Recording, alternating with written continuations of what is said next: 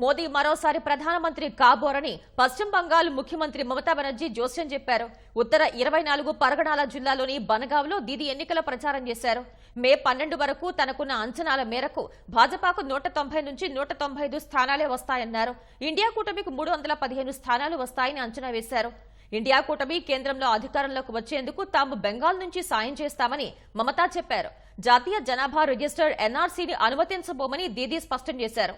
అస్సాంలో 19 లక్షల మంది హిందూ బెంగాలీల పేర్లను ఎన్ఆర్సీ నుంచి తొలగించారని ఆమె ఆరోపించారు. తన తల్లిదండ్రుల పుట్టినరోజు ఎప్పుడో తనకు కూడా తెలియదన్న మమతా బెనర్జీ ఒకవేళ ఎన్ఆర్సీ అధికారులు అడిగితే వారి సర్టిఫికెట్లు తానెక్కడి నుంచి తేవాలని ప్రశ్నించారు. 50 ఏళ్ల క్రితం నాటి సర్టిఫికెట్లు కావాలని అడిగితే ముందు భాజపా అభ్యర్థుల్ని సిఏఏ కోసం దరఖాస్తు చేసుకోమని చెప్పాలని మమతా ప్రజలకు సూచించారు.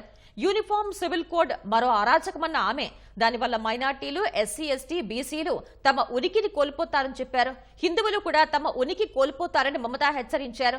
కేవలం ఒక దేశం, ఒక పార్టీ నాయకుడు మాత్రమే మిగులుతారని దీదీ వ్యాఖ్యానించారు. ఒకవేళ మోదీ మళ్లీ ప్రధాని అయితే దేశంలో ఇక ఎన్నికలు ఉండవని ఆమె చెప్పారు. రాజ్యాంగాన్ని రద్దు చేస్తారని ఆరోపించారు.